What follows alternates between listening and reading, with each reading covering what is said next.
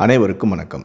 கர்நாடக மாநிலம் பெங்களூரு அருகே அணைக்கல் தாலுகா மல்லனச்சந்திரா கிராமத்தை சேர்ந்தவர்தான் விட்டல். வயது 52. டிரைவரான இவர் கார் ஓட்டி வருகிறார். இவர் 2 பொண்டாட்டிக்காரர். அதாவது முதல் மனைவி உயிரிழந்த பின்னர் இரண்டாவதாக ஒரு பெண்ணை விட்டல் திருமணம் செய்திருக்கிறார். ஆனால் அந்த பெண்ணுக்கோ வேறொருடன் கள்ள தொடர்பு ஏற்பட்டுள்ளது. இதனால் விட்டலுடன் வாழ பிடிக்காமல் அந்த நபருடனே அவருடைய இரண்டாவது மனைவி ஓடிவிட்டார். இதற்கிடையில் கடந்த சில ஆண்டுகளுக்கு முன்பு மல்லனச்சந்திராவை சேர்ந்த வனஜாக்சி என்ற 26 வயது இளம் பெண்ணுடன் விட்டலுக்கு பழக்கம் ஏற்பட்டது. வனஜாக்சிக்கு கடந்த சில ஆண்டுகளுக்கு முன்புதான் திருமணமும் நடந்தது. அவரது கணவரோ இறந்துவிட்டார். தற்போது வனஜாக்சி விதவையாக இருக்கிறார். இதனால் விட்டல் வனஜாக்சியிடையே இருந்த பழக்கமானது காதலாக மாறியது. இருவரும் திருமணம் செய்யாமலேயே மல்லனச்சந்திரா கிராமத்தில் வாடகை வீட்டில் ஒன்றாக கணவன் மனைவி போல வசித்து வந்தனர். வனஜாக்சி ரீல் முகம் கொண்டவர்.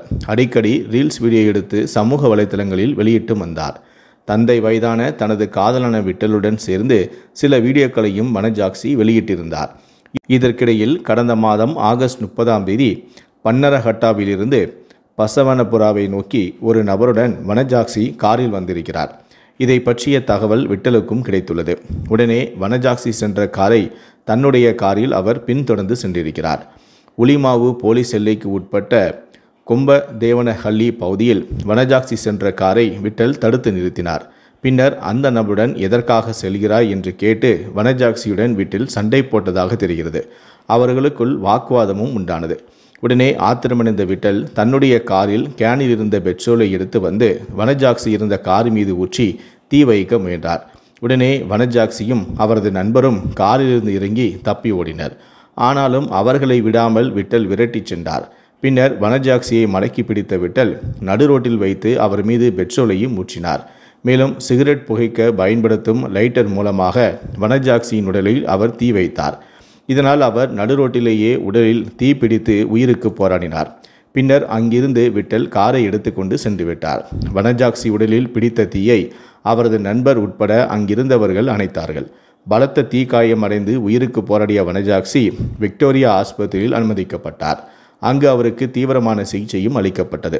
ஆனாலும் 60% மேல் தீக்காயம் ஏற்பட்டிருந்ததால் சிகிச்சை பலனின்றி நேற்று முன்தினம் அவர் பரிதாபமாக இறந்துவிட்டார். இது குறித்து உளிமா போலீசார் கொலை வழக்கு பதிவு செய்து தலைமறைவாக இருந்த விட்டலையும் வலைவீசி தேடி வந்தனர். இந்த நிலையில்தான் விட்டலை போலீசார் கைதும் செய்துள்ளனர். விசாரணையில் பரபரப்பான தகவல்களும் வெளியாகியுள்ளது. அதாவது கணவர் உயிரிழந்த பின்பு விட்டலுடன் கடந்த சில ஆண்டுகளாகவே வனஜாக்சி வசித்து வந்துள்ளார்.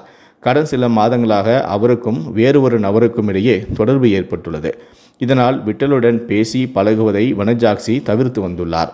இது தொடர்பாக அவர்களுக்குள் கடந்த 1.5 மாதங்களாக தகராறும் ஏற்பட்டு வந்துள்ளது.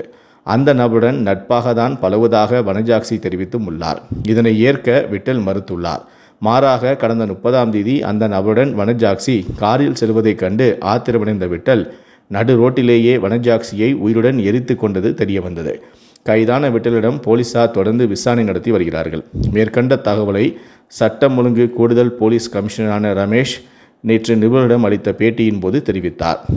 இதற்கிடையில் வனஜாக்சியை பெட்ரோல் கேனுடன் விட்டல் விரட்டி செல்வது மற்றும் தீ காயங்களுடன் சாலையோரம் அமர்ந்து வனஜாக்சி உயிருக்கு போராடும் வீடியோ காட்சிகளும் நேற்று சமூக வலைத்தளங்களில் வெளியாகி பரபரப்பை ஏற்படுத்தி உள்ளது.